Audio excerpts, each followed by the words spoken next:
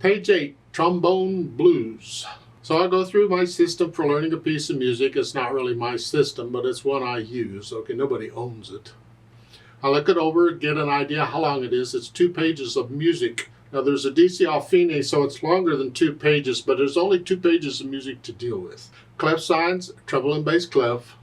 There are no sharps or flats in the key signature, so we're either in the key of C major or A minor. I go to the end here.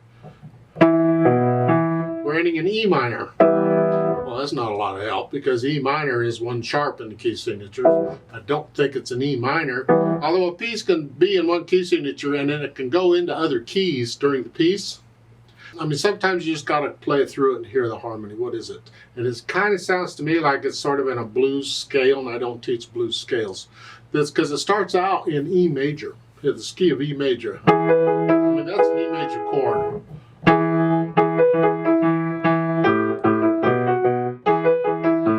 Then we get to measure like, what, measure 17? Now we're in A minor. So that does fit the key signature, but I'm kind of wondering. So I'm not really sure what to tell you on the key signature or what key this is. I would go with the whatever the key signature says for now and just do the scales and arpeggios in that key signature. So in this case, go ahead and do the C major and the A minor stuff. Even though this looks like it's an E major, an E minor, an A minor, and who knows what.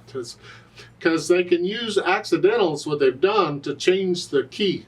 They don't have to put it in the key signature, and that's what they've done here. All these G sharps belong in E major. Anyway, 4/4 time. I would take it one hand at a time and get an idea of what the hands are doing. The right hand, you're here, here, 1 and 2 and 3 and 4 and. See, they don't really need the natural sign. It's a natural anyway. That's why it's in parentheses. It's a courtesy sign. They're just telling you, be sure and play a G natural here.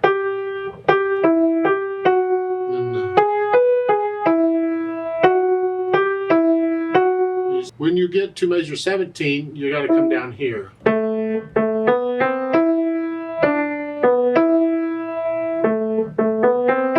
Okay. Left hand. Well, the notes are here. Quarter notes. Just keep a nice steady rhythm. It's like a bass player, a string bass player back there, just plucking along, boom, boom, whatever. Except you're not playing them short yet.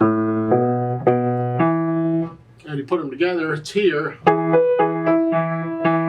However, there is a note underneath the staff saying both hands an octave lower. So the notes are written there. But when it comes time to play it, we need to move down. So we're just going to pretend an C, middle C just goes down here. And we're going to play it down here. Instead of here, we're here. Now when you get to measure 9, it's right after the fine in the 3rd line. The right hand is written. The left hand stays down here. So the right hand comes up here. It's the only tricky part about it that I can see other than the rhythm. Then once I have that, I go back through it slowly and carefully and get rid of the hesitations. And once I can do that, then I think about the articulation. In this case, the accents. Accent. Lift up.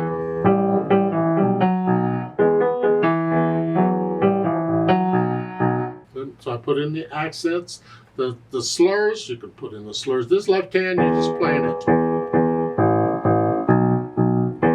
Don't try and connect them, just play them. Not real short. Although technically you could, because it's not marked, you can do anything you want. I'm suggesting you play it, just detach them, disconnect them is all. Then the dynamics, remember the dynamic given applies to the melody. In this case, it's the right hand.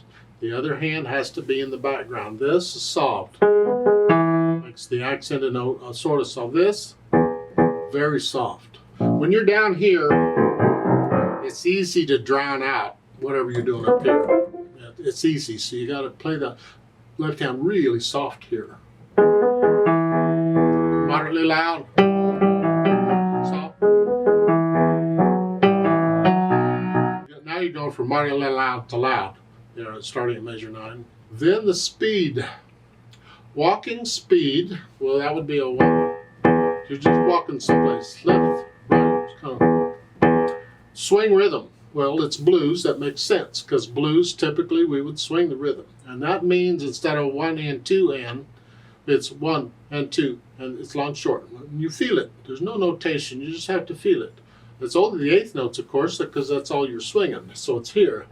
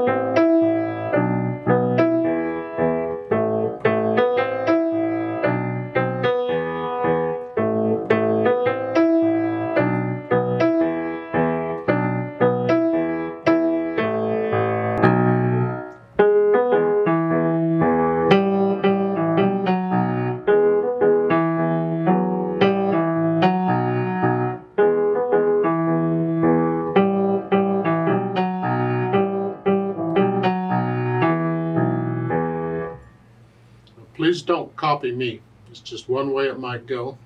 You don't have to walk that fast. You can walk however fast you're going to walk. Get into it.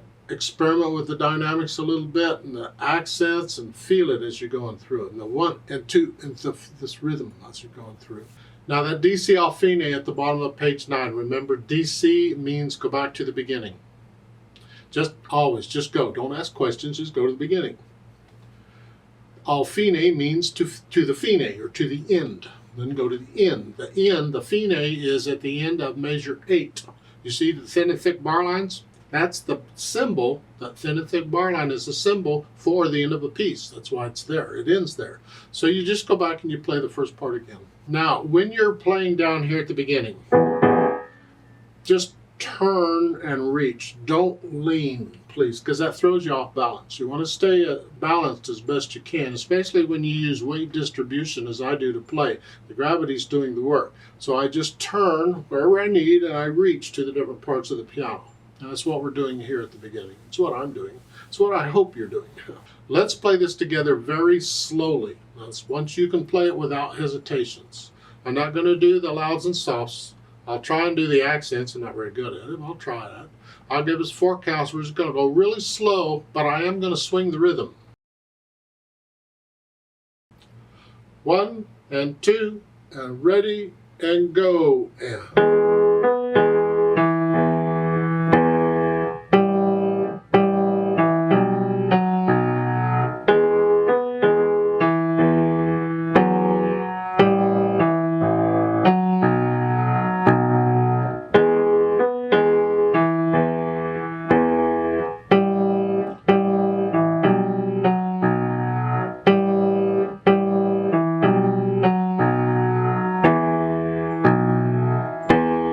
rest.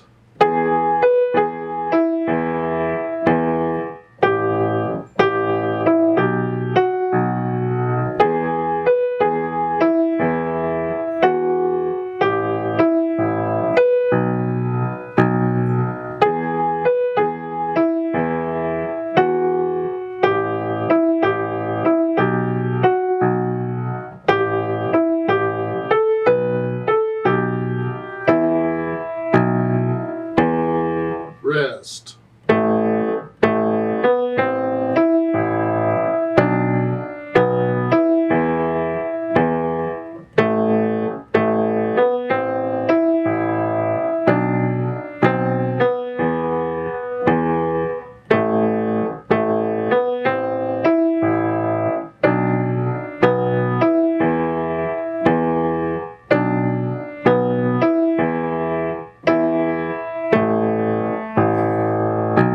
To the beginning.